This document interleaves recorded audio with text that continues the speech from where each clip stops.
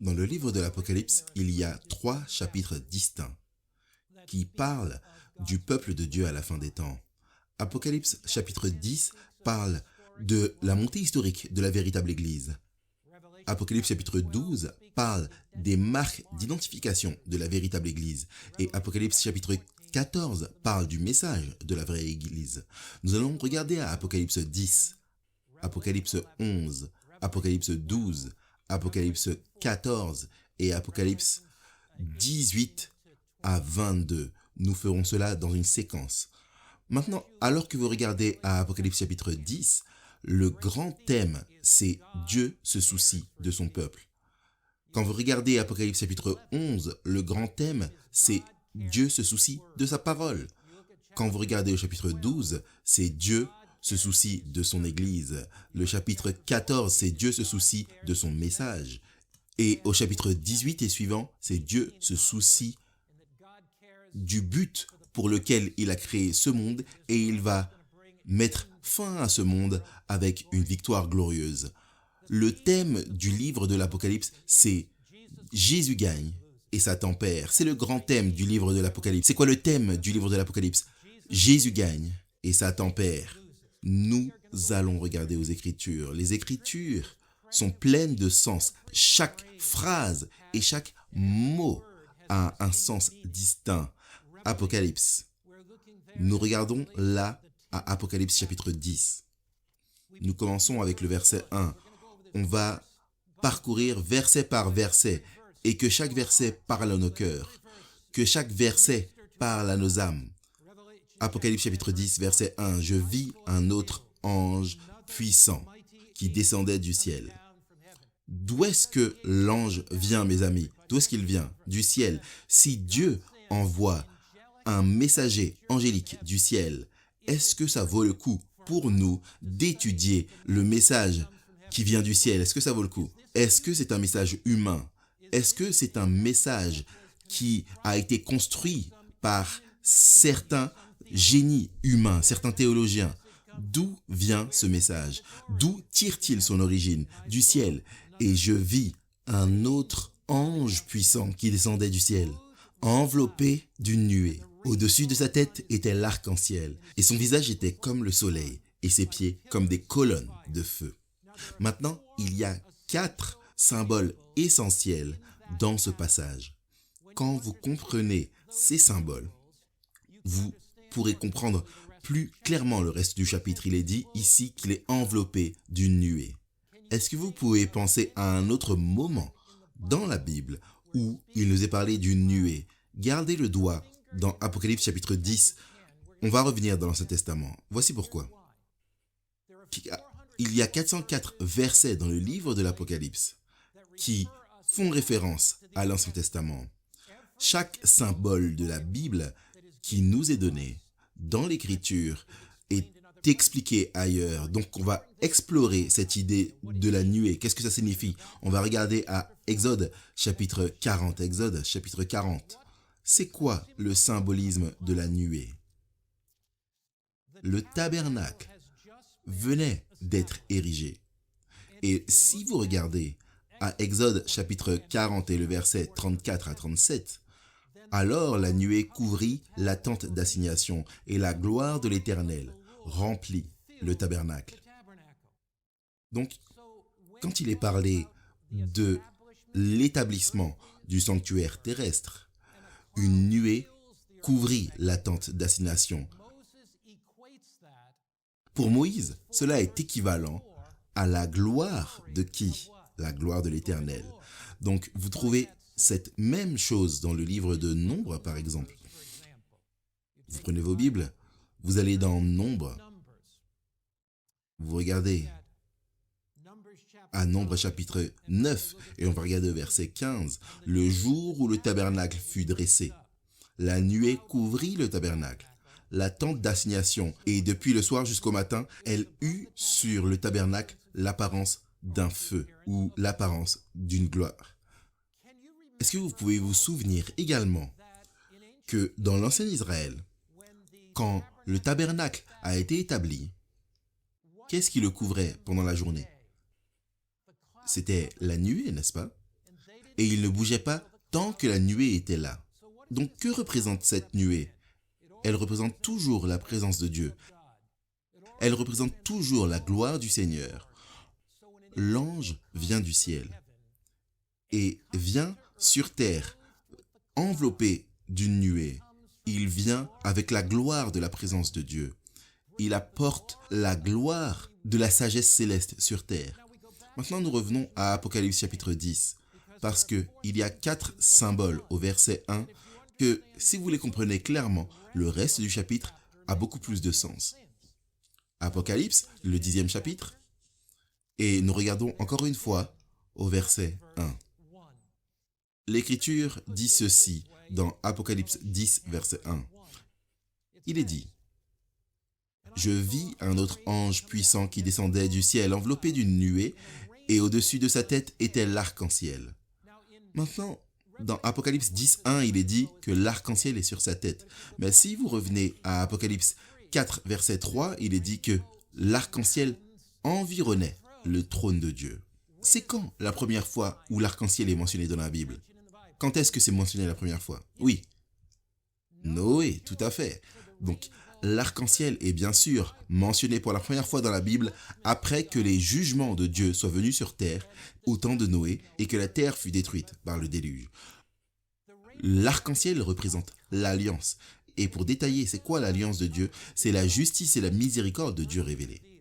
Ainsi, quand vous voyez le symbole de l'arc-en-ciel dans la Bible, c'est le symbole de l'alliance de Dieu. C'est le symbole de la grâce de Dieu, le symbole de son amour, le symbole de sa justice. C'est là où l'amour et la loi se mêlent. Nous voyons cela dans le symbole de l'arc-en-ciel. Et il est dit que son visage était comme le soleil. Maintenant, revenez à Malachie, chapitre 4, verset 2, pour avoir une petite image du soleil qui est résumée ici au verset 1.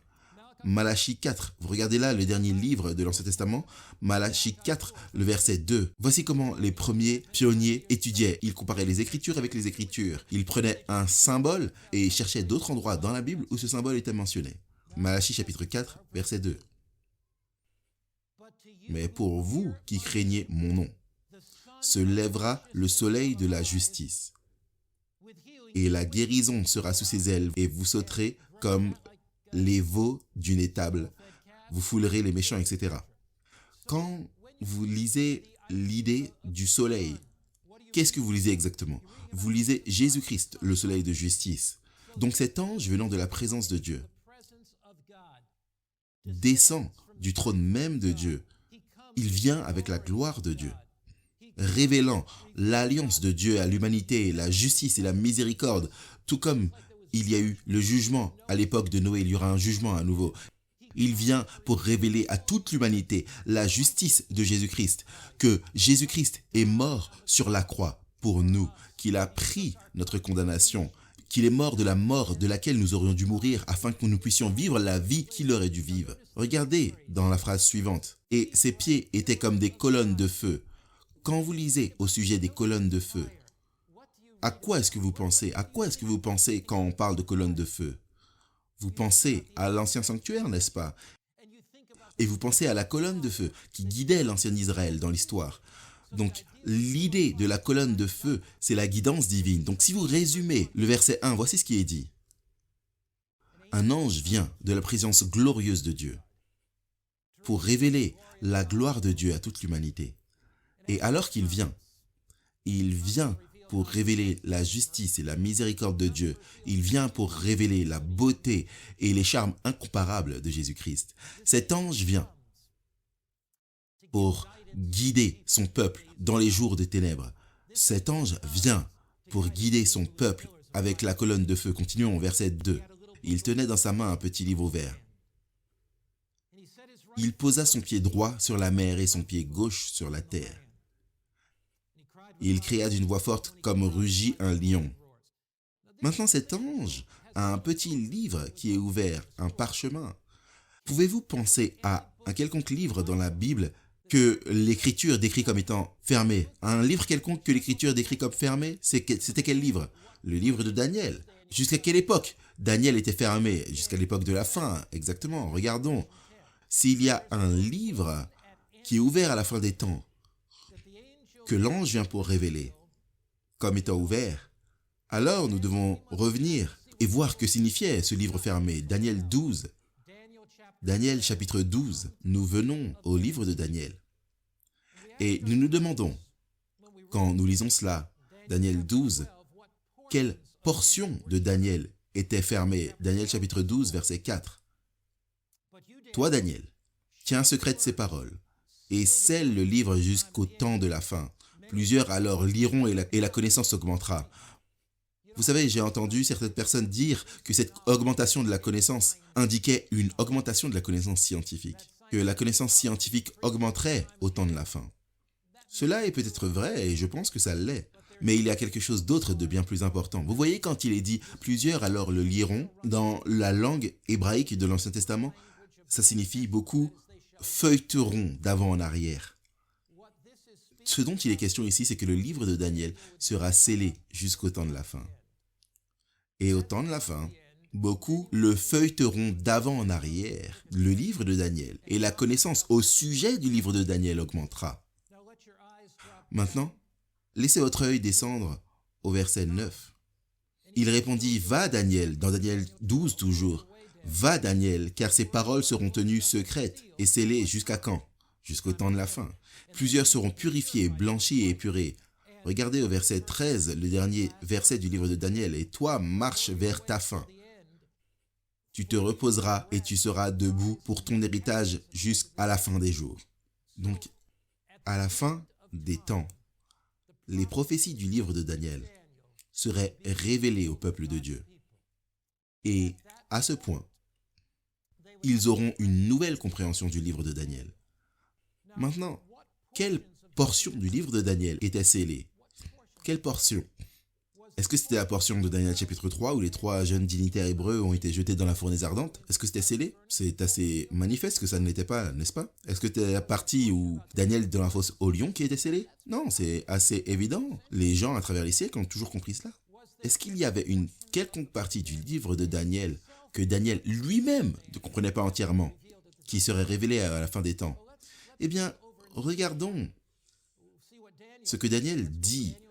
Allons dans Daniel 8. Daniel 8.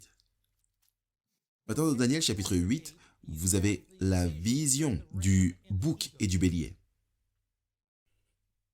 La Bible explique clairement que le bélier représenterait les Mèdes et les Perses, et le bélier la Grèce. Et maintenant, il est parlé du piétinement, de la vérité de Dieu. Il est parlé de la parole de Dieu qui est jetée par terre.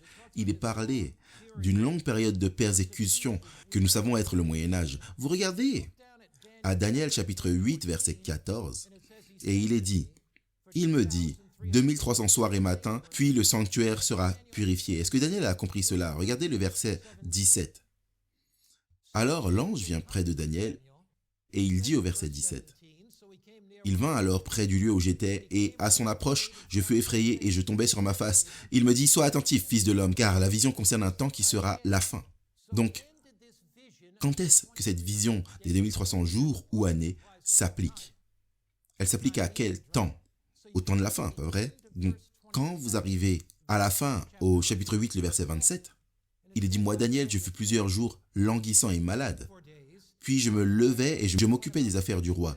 J'étais étonné de la vision et personne n'en eut connaissance. » Donc la portion du livre de Daniel qui n'était pas comprise, c'était la portion concernant ces 2300 jours, 2300 années. Ce n'était pas compris par Daniel. Il était languissant. L'ange Gabriel revient, lui explique les clés pour déverrouiller ce mystère. Donc quand nous allons dans Daniel chapitre 10, le petit livre qui est ouvert, c'est le seul livre dans la Bible qui est dit être scellé. Qui est quel livre, tout le monde? Le livre de Daniel. C'était un livre scellé. Quelle portion était scellée? La prophétie temporelle, la prophétie qui parle de la fin des temps. Donc, nous continuons maintenant au verset 3. « Et il cria d'une voix forte. » Apocalypse 10, 3. Quand il cria, 7 tonnerres firent entendre leur voix. Maintenant, 7 tonnerres firent entendre leur voix. Dans la Bible, 4 c'est un symbole d'universalité. 12, c'est un symbole de complétude. 3 est le symbole de la divinité. Vous avez le Père, le Fils, le Saint-Esprit. Et vous avez également le dragon, la bête et le faux prophète. Donc vous avez la vraie et la fausse trinité. Dans le livre de l'Apocalypse, 7 est un signe de perfection ou d'exhaustivité. Vous avez les 7 églises, les 7 sceaux, les 7 trompettes. 7 est un signe de perfection ou d'exhaustivité. Les tonnerres. Pouvez-vous penser à un moment où le tonnerre, où il y a eu du tonnerre au mont Sinaï? La voix de Dieu a tonné du ciel quand sa loi a été donnée. Dans la Bible, les tonnerres. Revenons en arrière et voyons comment la Bible définit les tonnerres. Psaume 18 et le verset 13. Psaume 18 et le verset 13. Comment est-ce que la Bible définit les tonnerres? Quel type? Qu'est-ce que ça signifie quand il est dit « sept tonnerres firent entendre leur voix » Psaume 18, verset 13. Et vous regardez ici. L'Éternel, Psaume 18, verset 14, tonna dans les cieux, le Très-Haut fit retentir sa voix avec la grêle et les charbons de feu. Donc, les tonnerres représentent une déclaration divine quand la voix de l'Éternel se fait entendre. Quand vous avez 7 tonnerres, vous avez la perfection de la voix de Dieu qui parle à l'humanité concernant le message des derniers jours. Maintenant, il y a beaucoup de choses que nous aurions aimé comprendre concernant les 7 tonnerres. Il est dit quand les 7 tonnerres firent entendre leur voix. J'allais écrire et j'entendis du ciel une voix qui disait « Scelle ce qu'ont dit les 7 tonnerres et ne l'écris pas. » Y a-t-il certaines choses que Dieu ne nous a pas révélées? Y a-t-il certaines choses qu'il n'a pas révélées? Assurément, il y a certaines choses que Dieu n'a pas révélées. J'aurais préféré savoir tout ce que je sais et ne pas savoir tout ce que je ne sais pas, que savoir tout ce que je ne sais pas et ne pas savoir tout ce que je sais. Et c'est la vérité. J'aurais préféré savoir ce que Dieu a révélé et ne pas spéculer sur ce que Dieu n'a pas révélé. Certaines personnes aiment spéculer, n'est-ce pas? Ils ont tout compris concernant les événements de la fin des temps. Le problème, c'est que la plupart du temps, leurs spéculations ne sont pas basées sur la parole de Dieu. Si Dieu n'a pas révélé toute chose à Jean dans Apocalypse sur ces tonnerres, est-ce que vous pensez qu'il va révéler chaque petit détail sur les derniers temps? Certainement pas, mais il va révéler tout ce qui est important pour nous à comprendre. Donc je donne à Dieu le crédit qu'il révèle les choses qui sont les plus importantes, n'est-ce pas? Parce que c'est comme ça que Dieu fonctionne. Verset 5. Et l'ange que je voyais debout sur la mer et sur la terre leva sa main droite vers le ciel. Maintenant, j'aimerais revenir et détailler des choses du verset 2 que nous avons manqué et qui sont assez importantes. Revenons au verset 2. Il tenait dans sa main un petit livre qui est le livre de Daniel. Il posa son pied droit sur la mer et son pied gauche sur la terre. 2 choses au sujet de ce passage. La première, c'est pied droit sur la mer, pied gauche sur la terre. C'est l'universalité. Il prononce un message pour tous les êtres humains. Chaque nation, peuple, langue, tribu. Chaque arrière-plan religieux. Mais il y a quelque chose d'autre. Dans l'Ancien Testament, quand vous mettez votre pied sur quelque chose, c'était un symbole de propriété ou de possession. Alors, qu'est-ce que ce texte dit? C'est que le Créateur de l'univers a un message universel qui vient du ciel pour toute l'humanité parce qu'il est le possesseur de la terre et bientôt viendra prendre le royaume. Et son domaine qu'il possède, c'est la terre et c'est lui qui l'a créée. Maintenant, revenons au versets 5 et 6. Et l'ange que je voyais debout sur la mer et la terre leva sa main droite vers le ciel. Maintenant, Jésus lève sa main vers le ciel à travers cet ange. Il y a beaucoup d'interprètes bibliques qui croient que la description de l'ange ici dans Apocalypse 10 ressemble tellement à ce qui est dans Apocalypse chapitre 1 que c'est en fait Jésus qui parle ici. Donc il est dit, et l'ange, et le mot pour ange, ce n'est pas que Christ soit un être créé du tout. Jésus est éternel. Mais le mot ange signifie angelos, c'est messager, donc ce messager divin lève sa main vers le ciel et jura par celui qui vit au siècle des siècles, qui a créé le ciel et les choses qui y sont, et la terre et les choses qui y sont, et la mer et les choses qui y sont. Maintenant regardez, il y a un ange qui lève sa main vers le ciel et il jure par celui qui vit au siècle des siècles. Si cela est vrai, et c'est le cas, je préférerais écouter ce que l'ange a à dire que d'écouter un quelconque être humain, pas vous? C'est le message de Dieu. Ce que je vais partager avec vous dans les prochaines minutes, si vous le comprenez, cela va vous épargner de comprendre des milliers d'hérésies. Les vents de doctrine soufflent aujourd'hui, même au sein de la communauté adventiste. Les gens sont tellement confus, alors que la vérité est si simple et claire. Maintenant, regardez ce qui est dit. Il est dit, l'ange leva sa main et jura par celui qui a créé les cieux et la terre. Il jure donc par le Créateur qu'il n'y aurait plus de temps. Si vous avez la version New King James, il est dit il n'y aura plus de délai. Vous voyez quand il est dit il n'y aura plus de temps? En grec, c'est à la fin du verset 7. En grec, il y a deux mots pour le temps. Deux mots pour le temps. Le premier mot, c'est kairos, pour le temps. Et ce mot signifie un moment appointé sur un calendrier. Comme si, par exemple, je dis le 4 juillet. Si je dis que le moment, c'est le 4 juillet, dans la langue grecque de l'Ancien Testament, je vais utiliser le mot kairos. Si je dis c'est le 20 décembre, je vais utiliser kairos. C'est un moment appointé déjà dans le temps. Mais ce n'est pas le mot qui est utilisé ici. Il y a un autre mot utilisé ici, et c'est le mot chronos. Quel mot tirons-nous de chronos? Un mot en français, chronologie. Et ça a à voir avec la longueur du temps. Donc ici, le texte nous dit en réalité que le petit livre de Daniel serait ouvert, que les prophéties de Daniel arriveraient à un point culminant. La prophétie des 2300 soirs et matins se terminerait en 1844. Et après cela, il n'y aurait plus de temps. Le temps prophétique terminerait en 1844. Voici ce que dit ce texte. Et il dit qu'après ce temps-là, la question ne serait plus de regarder à une époque temporelle pour essayer de trouver des dates, mais la question serait plutôt la préparation d'un peuple pour refléter la magnifique image de Jésus. Donc l'Esprit serait déversé pour finir son œuvre sur terre. Laissez-moi vous lire quelques déclarations très importantes des écrits d'Ellen White. C'est Messages choisis, volume 2 à la page 73. Il y a de ceux qui prétendent que le temps de probation prendrait fin en 1884. Vous savez, le 1844 était passé, les prophéties de Daniel étaient terminées, et donc certains ont essayé de dire que le temps de probation va se terminer à ce moment-ci ou à ce moment-là. Donc elle dit, j'ai déclaré en public que le Seigneur s'est plu à me montrer. Qu'est-ce qu'il lui a montré? Le Seigneur. Qu'il n'y aurait plus de temps défini dans le message donné par Dieu depuis 1844. Déclaration suivante. Manuscript Releases, volume 10, à la page 270. Notre position a été celle d'attendre et de veiller, sans qu'aucune proclamation temporelle intervienne entre la fin des périodes prophétiques de 1844 et le temps de l'avènement du Seigneur. La suivante.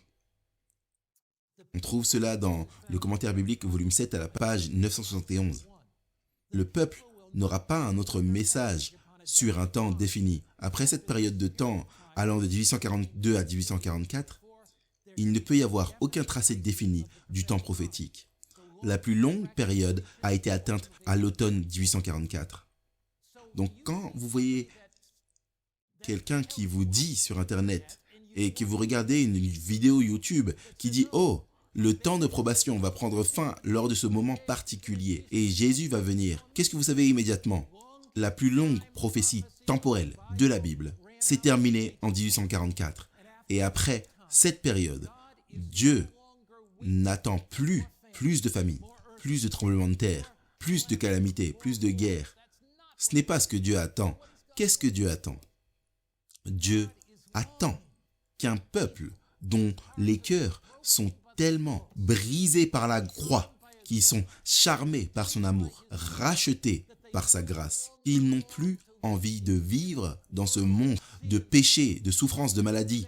Ils aspirent à l'éternité, ils aspirent au ciel. Ils sont sur leurs genoux, priant que Dieu leur révèle tout ce qui dans leur vie ne va pas et n'est pas en harmonie avec sa volonté. Ils aspirent à un peuple qui est totalement, absolument, complètement engagé avec lui, afin qu'il puisse déverser son esprit avec la puissance de la pluie de l'arrière-saison, afin que l'évangile puisse aller au bout de la terre et que Jésus puisse revenir. Les premiers adventistes ont mal compris ces prophéties. Ils pensaient que la période des 2300 soirs et matins, années, qui se sont terminées en 1844, ils pensaient que la purification du sanctuaire, c'était la purification de la terre par le feu. C'est ce qu'ils croyaient. Et donc, ils ont étudié le livre de Daniel. Ils étaient passionnés. Vous pouvez imaginer à quel point Madame Charles Fitch était excitée. Son mari était décédé le 14 octobre, 8 jours avant le 22 octobre 1844. Vous pouvez imaginer à quel point elle était impatiente. Elle croyait vraiment que Christ allait venir le 22 octobre 1844. Je veux dire, vous pouvez imaginer le frisson dans sa vie qui a dû prendre place, qui a dû avoir lieu. Waouh! Certains fermiers ont laissé leur récolte dans les champs. Ils n'ont pas récolté. Un bon exemple, c'était Leonard Hastings qui vivait là à Ipswich dans le New Hampshire. Et ses amis se sont moqués de lui. Ils ont dit « Hastings, tu es fou. Tu pourrais tirer tellement d'argent de ces pommes de terre et tu les laisses dans le champ. » Ils ont récolté leurs pommes de terre. Et il y a eu une plaie qui s'est abattue sur ces pommes de terre qu'ils ont ramassées. Beaucoup d'entre elles ont pourri et ils ont tiré très peu de leur vente. Après cette déception du 22 octobre 1844, le printemps prochain, Hastings a eu cette idée. La neige a recouvert ses champs. Et si j'allais regarder s'il y avait des pommes de terre, il a été dans le champ, la neige avait fondu, maintenant il a commencé à regarder. Il y a des pommes de terre ici, là. Il a récolté ces pommes de terre. Il les a vendues à un prix très élevé. Il a financé la cause adventiste. Pour prêcher l'évangile. Et il a vendu non pas ses tomates, mais les pommes de terre. Il y a une différence. Il a vendu ses pommes de terre aux fermiers autour de lui. Et eux les ont utilisées comme semences de pommes de terre. Maintenant, eux venaient à lui pour acheter ces pommes de terre. Le Seigneur peut prendre soin de nous, n'est-ce pas? Est-ce que les disciples ont fait des erreurs? Est-ce qu'ils ont fait des erreurs dans leur compréhension des prophéties, n'est-ce pas? Ils ont fait des erreurs, n'est-ce pas? Est-ce que les disciples pensaient que Jésus allait établir son royaume terrestre? Oui. Est-ce qu'ils ont été assez déçus lors de la croix? Oui. Mais y a-t-il eu un matin de la résurrection? Et lors de ce matin de la résurrection, est-ce que les disciples ont été revigorés? De même, allons dans nos prophéties. Verset 8. Et la voix que j'avais entendue, Apocalypse chapitre 10, verset 8. Et la voix que j'avais entendue du ciel me parla de nouveau et me dit, va, prends le petit livre. C'est quoi le petit livre, tout le monde? C'est quoi? Daniel, ouvert dans la main de l'ange, qui se tient debout sur la mer et sur la terre. Et j'allai vers l'ange et lui dis de me donner le petit livre. Et il me dit, prends-le et avale-le. Il sera amer à tes entrailles, mais dans ta bouche, il sera doux comme du miel. Et je pris le petit livre de la main de l'ange, le livre de Daniel, les prophéties de Daniel qui sont maintenant ouvertes. Et ces premiers adventistes l'ont étudié. Et il était doux comme du miel dans leur bouche. Pourquoi? Parce qu'ils croyaient que Jésus allait revenir. C'était comme du miel dans leur bouche. Quand la Bible parle de manger le petit livre et que c'était doux comme du miel, de quoi il est question ici? Que la Bible s'explique elle-même. Allons dans Jérémie. Ou allons premièrement dans Psaume, le psaume 119, verset 103. Psaume 119, verset 103. Qu'est-ce que ça signifie? La douceur du miel. Psaume 119, verset 103. On laisse la Bible s'expliquer elle-même, n'est-ce pas? Le psaume 119, verset 103. Que tes paroles sont 10 à mon palais, plus que le miel à ma bouche. Donc, la douceur des paroles de l'Éternel sont comme le miel. Est-ce que la parole de Dieu est douce pour vous? Est-ce que vous aimez l'étudier? Est-ce qu'elle passionne votre âme chaque fois que vous ouvrez le livre? Revenons à Jérémie, verset 15, verset 16. Jérémie 15, verset 16. C'est un temps d'étude biblique. Si vous êtes venu écouter des histoires, vous allez en entendre quelques-unes. Mais les premiers adventistes aimaient étudier leur Bible. Jérémie 15, verset 16. Jérémie dit, « J'ai recueilli tes paroles et je les ai dévorées. Tes paroles ont fait la joie et l'allégresse de mon cœur. Car ton nom est invoqué sur moi, éternel Dieu des armées. » Donc, ils étudiaient le livre de l'Apocalypse. Ils étudiaient le livre de Daniel. Ils étudiaient les prophéties de Daniel. C'était tellement doux à leur bouche qu'ils se réjouissaient. Mais quand Christ n'est pas revenu, c'était amer dans leurs entrailles. Verset 10.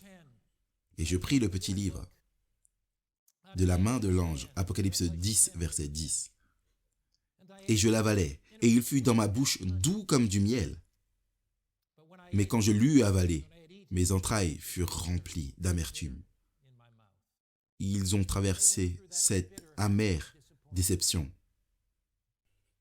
Ils étaient totalement brisés quand Christ n'est pas revenu. Ils étaient moqués, ridiculisés. Certains d'entre eux avaient vendu leur maison, ils n'avaient plus de lieu où vivre. Beaucoup d'entre eux avaient vendu leur business. D'autres adventistes les ont accueillis. Ils ont partagé leurs repas. Il y avait une fraternité, ils étaient une communauté. Et Dieu les a bénis de manière abondante. Est-ce que c'était la fin?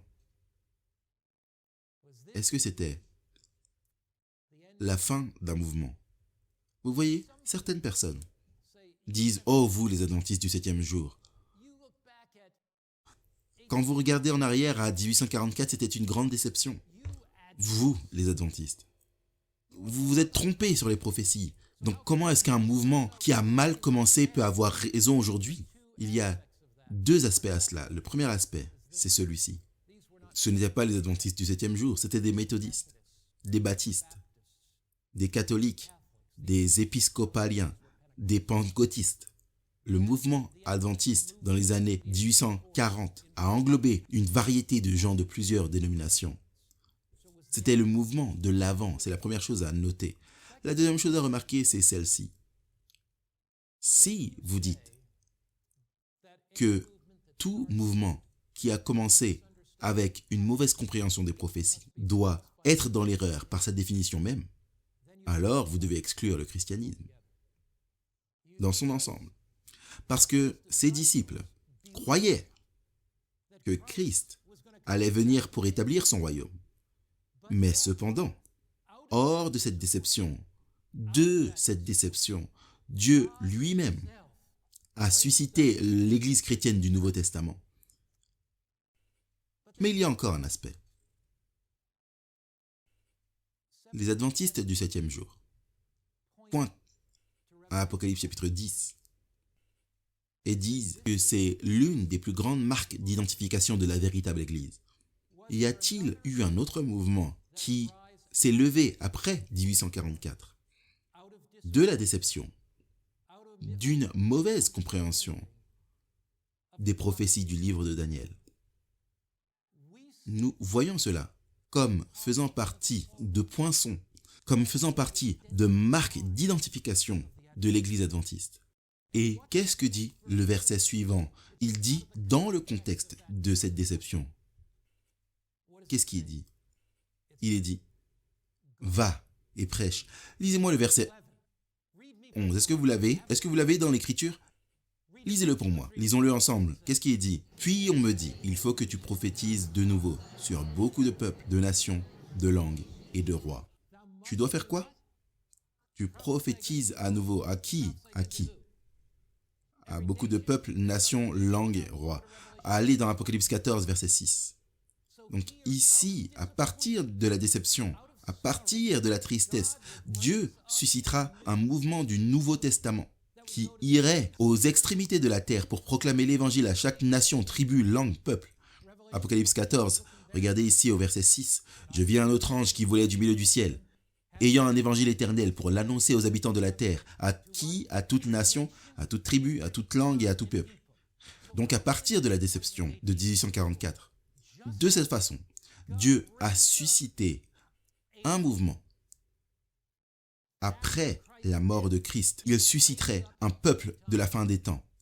Les adventistes du 7e jour, aujourd'hui, proclament l'évangile fort de 23 millions de personnes sur 214 pays dans le monde. Dieu dit que vous devez prophétiser à nouveau. L'une des plus grandes joies que j'ai eues était de voyager dans le monde dans environ 100 pays. Et je me suis tenu devant les tombes de beaucoup de pionniers adventistes de cette œuvre. Je me souviens avoir été à Hong Kong. Et ils m'ont dit, qu'est-ce que tu veux voir? On va t'amener partout où tu veux aller pour faire du tourisme. Et je leur ai dit, trouvez-moi la tombe d'Abraham Larue. Abraham Larue était un laïc. Il a écrit à la conférence générale des adventistes du 7e jour pendant des années. Il y a des années. Il n'y avait aucun croyant en Chine à l'époque. Très peu de chrétiens, pratiquement pas de chrétiens en Chine. Abraham Larue est devenu un adventiste grâce au fait qu'un évangéliste lui ait donné un livre. C'était un fermier au nord de la Californie. Et il a été touché quand il a lu ce livre. Il est finalement devenu un adventiste du 7e jour et il s'est dit, je ne peux pas garder ça pour moi-même. Il dit, je dois le dire au monde, je dois le dire au monde. Donc il écrit à la conférence générale. Il a 60 ans à l'époque et il leur dit, je veux aller en Chine. Ils lui répondent deux choses. Premièrement, tu es trop vieux. Numéro 2, nous n'avons pas d'argent. Rien de nouveau sous le soleil. Nous n'avons pas d'argent. Mais ils lui ont dit, tu sais quoi? Si tu peux trouver un ticket de bateau pour aller vers l'une des îles du Pacifique, tu peux faire un travail d'évangéliste par la littérature là-bas, tant que tu restes dans le Pacifique. Il paye son passage, il monte dans un bateau et va à Hawaï. Il commence à vendre des livres. Et il se dit, mais attends une minute. De l'autre côté du Pacifique, il y a Hong Kong. Je ne désobéirai pas si je vais là-bas. Donc il va à Hong Kong. Pas de chrétien. Il trouve un greffier de tribunal qui peut traduire vers Jésus en chinois. Et il le fait. Il commence à témoigner aux marins britanniques qui viennent à Hong Kong sur les bateaux britanniques. Certains de ces marins acceptent Christ, acceptent le message adventiste, reviennent à Liverpool, en Angleterre, et commencent une œuvre là-bas. Il continue à témoigner, il voyage partout, partage sa foi. Et aujourd'hui, à la suite de ce ministère, il lui a fallu 5 ans avant d'avoir son premier converti. À la suite de ce ministère, aujourd'hui, nous avons 350 000, presque 400 000 croyants en Chine. L'un de mes chers amis, c'était le pasteur Robert Wong, je l'ai vu récemment. Un petit homme de cette taille, il m'a enlacé de cette façon, il dit « Pasteur, c'est si bon de te voir. » Il a passé 15 ans en prison pour sa foi. À 28 ans, il a quitté une rencontre de jeunesse un jour et il a été arrêté par le gouvernement communiste, jeté en prison.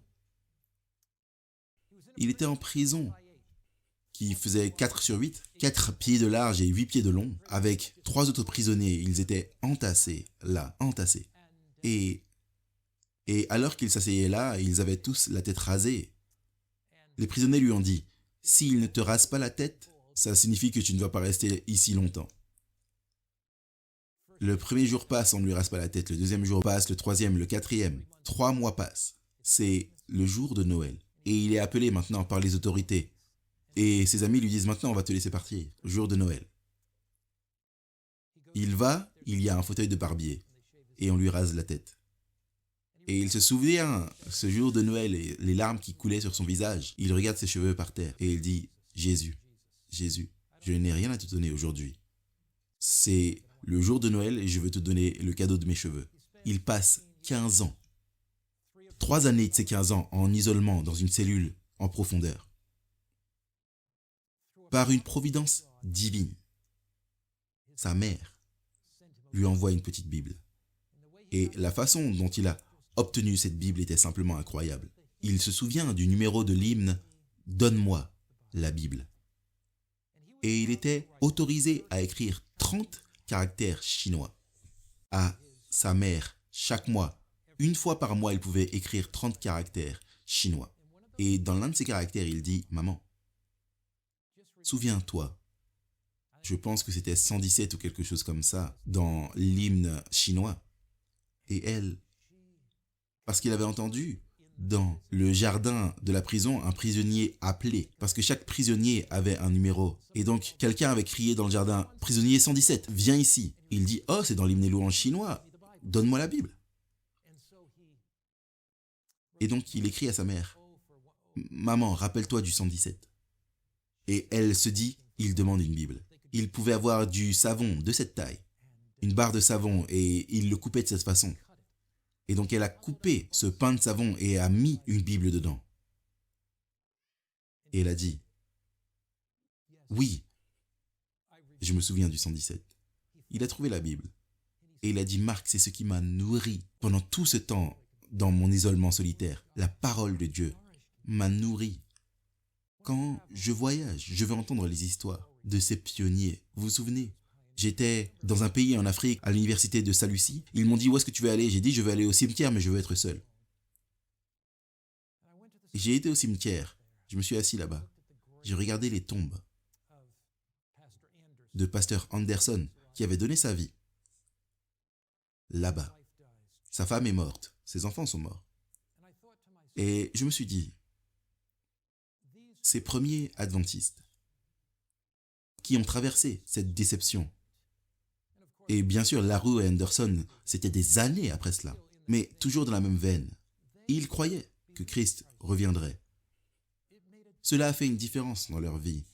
Cela les a mis à genoux. Et ça les a conduits à un temps d'étude biblique. Ça les a conduits à un temps de prière. Ça les a conduits à un temps de spiritualité plus profond. Et si Dieu appelle l'Église à quelque chose aujourd'hui, il nous appelle à reprendre cet esprit des pionniers. Vous voyez, l'œuvre de Dieu ne va pas se terminer simplement grâce à des légèretés. Elle ne va pas être finie par des gens qui aiment les jeux vidéo et aiment Internet et ne peuvent pas se concentrer sur la parole de Dieu et ont l'esprit tellement saturé par ce monde qu'ils ont oublié l'éternité. La culture qui nous entoure nous façonne parfois. La culture qui nous entoure nous resserre parfois dans son moule. Mais Dieu appelle un peuple. Mais Dieu appelle un peuple qui lui est totalement et absolument engagé. Un peuple qui se rapprochera de Dieu à chaque instant. Et voilà de quoi il est question dans la chanson « Mon Dieu plus près de toi ». C'est un chant qui parle de foi, de courage, de relation avec Dieu. Je ne sais pas où est-ce que vous en êtes dans votre chemin spirituel ce soir. Mais Dieu appelle chacun d'entre nous à quelque chose de plus profond. Il ne nous appelle pas à patauger dans la pataugeoire des enfants, avec de l'eau jusqu'aux chevilles. Il nous appelle à aller en profondeur. Il nous appelle à redécouvrir la perle de grand prix, à avoir une expérience spirituelle fraîche, renouvelée et vibrante. Il nous appelle à une vie de prière plus profonde, un temps d'études bibliques plus riche et un engagement passionné à témoigner. Levons-nous et prions ensemble. Père Céleste, nous entendons la voix de Jésus parler à nos cœurs. Nous sentons le mouvement de l'Esprit ce soir. Et Seigneur, nous désirons retrouver l'esprit de ces pionniers adventistes. Ceux qui ont été avant nous, sur les épaules desquels nous nous tenons. Nous voulons retrouver cette passion pour l'étude biblique, où la parole de Dieu, comme le dit Jérémie, devient douce dans notre bouche, devient du miel pour nous. Nous aimerions tellement l'étudier. Nous voulons redécouvrir cet engagement dans la prière, où nos cœurs ne font qu'un avec ton cœur, nos esprits ne font qu'un avec ton esprit. Nous aspirons à ressentir le fardeau que tu as pour le monde perdu. Donc Père, ce soir, que les paroles de ce chant soient les paroles de nos cœurs. Mon Dieu, plus près de toi, attire-nous à toi, Seigneur. Et nous te remercions de nous aimer avec un amour éternel. Et nous te remercions parce que tu as fait, tu fais et tu feras toutes choses pour nous sauver. Parce qu'il n'y aura pas de distance que tu ne feras pas de profondeur où tu n'iras pas pour nous tirer, pas de hauteur que tu n'atteindras pas. Seigneur, nous nous rappelons de la vision de l'échelle de Jacob, qui est venue à Jacob là où il était. Et nous savons que Jésus est cette échelle qui nous touche là où nous sommes. Au nom de Jésus. Amen.